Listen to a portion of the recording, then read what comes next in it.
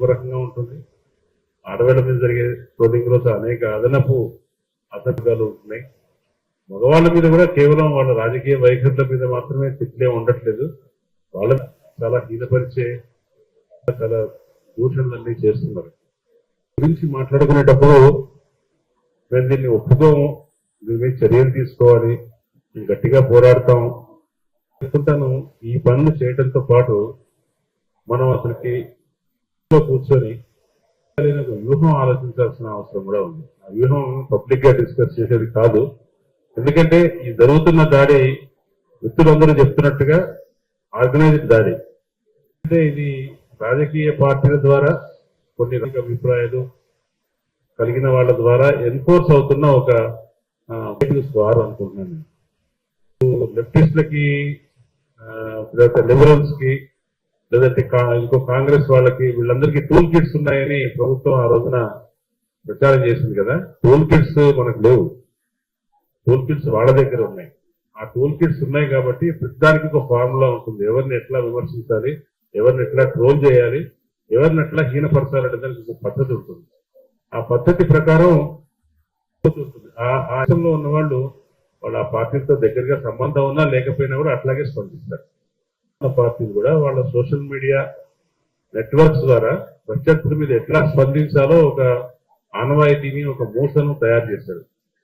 ఆ మూసలో తప్పనిసరిగా స్త్రీ వ్యతిరేకత కూడా ఉంటుంది, స్త్రీలను లైంగికంగా దూషించడం ఉంటుంది, కులం ప్రకారం దూషించడం ఉంటుంది, రంగు ప్రకారం దూషించడం ఉంటుంది, ఇక అమ్ముడు పోవటం, చైనాకు అమ్ముడు తీసుకోవటం, ఇట్లా ఒక పాలు ఉంటుంది. ఆ పద్ధతి ప్రకారం ఈ దూషణ భూషణలన్నీ సాగుతూ ఉంటాయి.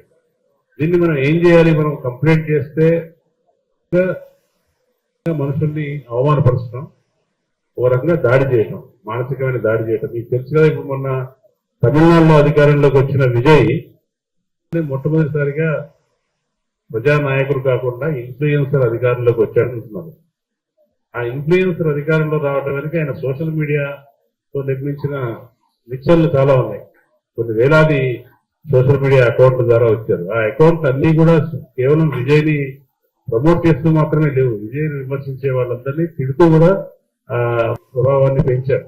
అట్లా విజయ్ అభిమానుల వల్ల ట్రోలింగ్ గురైన ఒక అమ్మాయి మనస్తాపంతో నేను గర్భస్రావం జరిగిందాను, కానీ తర్వాత ఆయన పబ్లిక్ ప్రెస్ కాన్ఫరెన్స్ పెట్టి చెప్పింది. వాళ్ళని వేధించడం అనేది influencer social media eco system లో ఒక భాగం.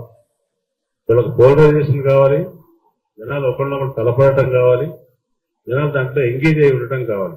కాబట్టి మనల్ని తిట్టడం ద్వారా కేవలం మనల్ని బాధించడం ఒక్కటే కాదు వాళ్ళు ఆశిస్తుంది, మనల్ని తిట్టడం ద్వారా సమాజంలో మరింత పోలరైజేషన్, అంటే తాను ఎట్లా తిడుతున్నారో ఒక వ్యక్తిని, ఒక జర్నలిస్ట్ నో, ఒక కార్యకర్త, సామాజిక కార్యకర్తలు ఎట్లా తిడుతున్నారో మిగతా వాళ్ళు కూడా అట్లా తిట్టాలి, మీరు అట్లా స్పందించాలని వాళ్ళు ప్రేరేపిస్తారు.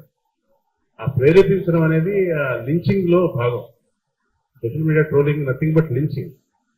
ఆ లించింగ్ జరుగుతున్నప్పుడు, ఈ నెరేటివ్స్ యుద్ధం అయినప్పుడు మనం ఏం చేయాలంటే, మనం కూడా ఒకటి మనకు సపోర్ట్ గా ఉంటే, మనకు సహాయం చేసేవాళ్ళు ఉంటే ఎడతెరకి లేకుండా ప్రతి ఐడి మీద కూడా కేసులు పెట్టాలి, వాళ్ళని న్యాయస్థానంలో తీసుకోవాలి, పోలీసులు ఫాలో చేయాలి. తర్వాత దూషించినప్పుడు దూషించడాన్ని ఇష్టపడిన వాళ్ళు, దాన్ని వ్యతిరేకించే వాళ్ళు, ఎందుకు ఇట్లా చేస్తున్నారు అనుకునే వాళ్ళందరూ కూడా దానికి కౌంటర్ గా వెంటనే దాన్ని మేము ఒప్పుకోవట్లేదు, నువ్వు ఇట్లా మాట్లాడద్దు చెప్పాలి.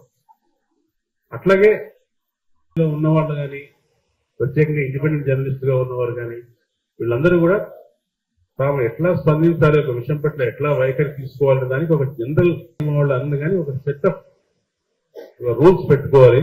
ఆ రూల్స్ ప్రకారం ఆ స్టాండర్డ్ ఇచ్చి మాట్లాడాలి. అది సమస్యగా ఉంది నిజానికి. ఇవన్నీ ఇది ఏది మనం ప్రాక్టికల్ గా చేయగలం అనేది ఆలోచించాలి. దీన్ని ఖండించాము, ఇక ముందు కూడా ఖండిస్తాము.